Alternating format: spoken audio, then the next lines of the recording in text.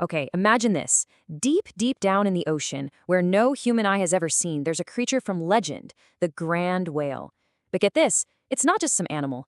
Inside this enormous being, there's an entire civilization, a whole hidden kingdom just waiting for a prophecy to come true.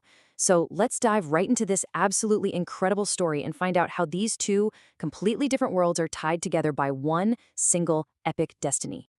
And this, right here, is the prophecy that kicks everything off. For 70 long years, the priest Anunu has held on to these words, spoken by his king on his deathbed. A new king of the sea is on his way, one who's destined to grow with impossible speed and power, all to take on a tyrant who lives on the land. This one sentence, well, it's the spark that ignites the whole saga. So, the world of Gallia is basically split right down the middle. And we're not just talking about land and sea. No, this is a clash of two totally different ways of life. One is hidden, it's magical, and the other, it's brutal and it's hellbent on total conquest. But their fates are about to crash into each other in a big way.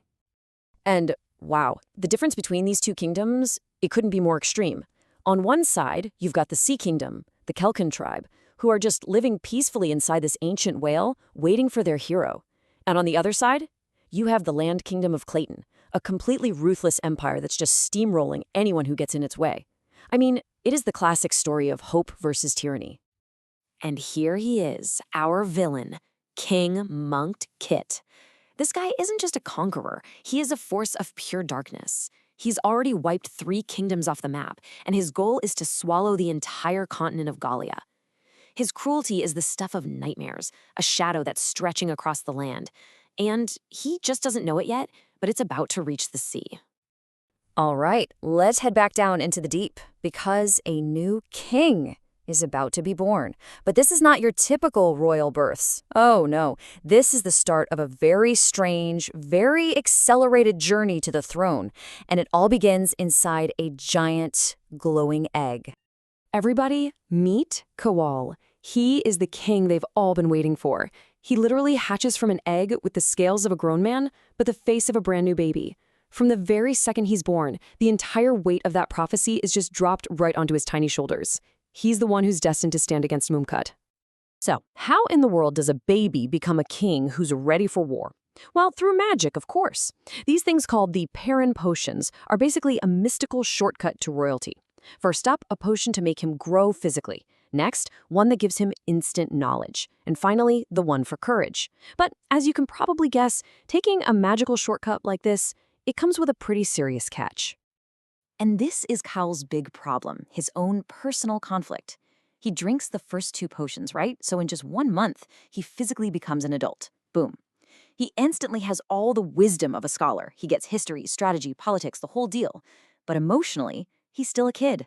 He's got a king's body and a king's mind, but the heart of a toddler who cries when he's not allowed to go outside and play. Okay, let's leave our child king for a moment and go back to the surface, because another destiny is playing out, but this one is surrounded by ruins and sadness. This is the story of a princess who lost everything and is now on a desperate mission to get it all back. This is Princess Charlene. She is the only survivor of the royal family of Tilkea, which was one of the kingdoms that got crushed by King Monkt.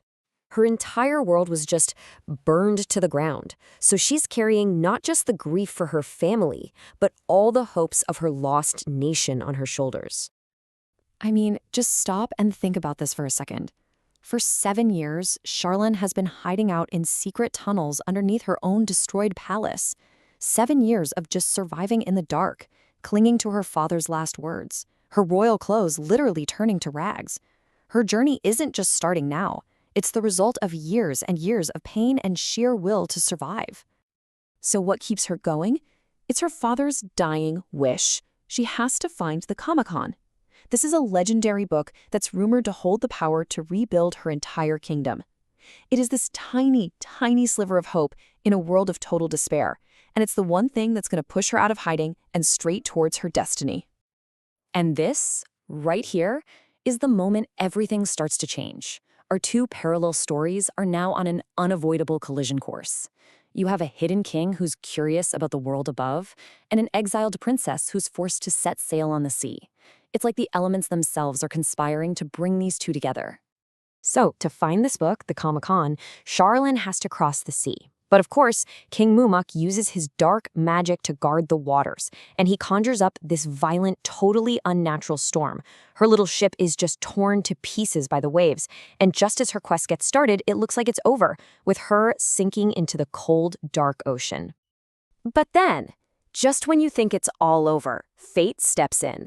She gets rescued by the Blob tribe, this peaceful, jellyfish-like species that finds her unconscious in the water. They see the royal eagle crest on her necklace, recognize it as the symbol of the land kingdom of Tolkasia, and they decide to take her to the one place she might actually be safe, the Grand Whale. And there, inside the belly of this mythical beast, the princess of the land meets the king of the sea. It's in this exact moment that the priest, Anyininego, drops the bombshell. He reveals the rest of the prophecy. You see, it wasn't just about a sea king being born. It was about this moment. This fated meeting between two royal heirs from two completely different worlds. Their union, it was foretold, is the key to saving all of Gallia.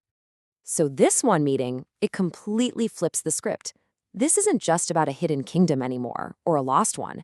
Now it's about a potential alliance, a union of the sea and the land that could finally, maybe, create a force strong enough to actually challenge the darkness. And when you look at it, this potential team-up is incredibly powerful. Kashul brings the Kelkin secret, strong army, and complete control of the seas. Charlene brings the legitimacy of a true land kingdom, and she becomes a symbol of hope for every person who's been conquered by Mukt. Their individual goals might be different, but their enemy is the exact same. So what's the plan? How do you make this alliance unbreakable? Well, the elders propose a solution that's as political as it is personal. To truly unite their forces and make the prophecy come true, a marriage is proposed. An unbreakable bond between the king of the sea and the last princess of the land. It's a smart, strategic move, but for two people who literally just met, that's a massive decision. And this is where we leave them, with the fate of the entire continent of Gallia resting on their shoulders.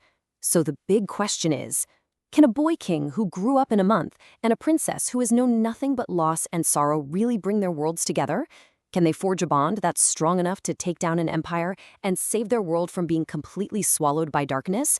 The pieces are on the board, and the grand game has only just begun.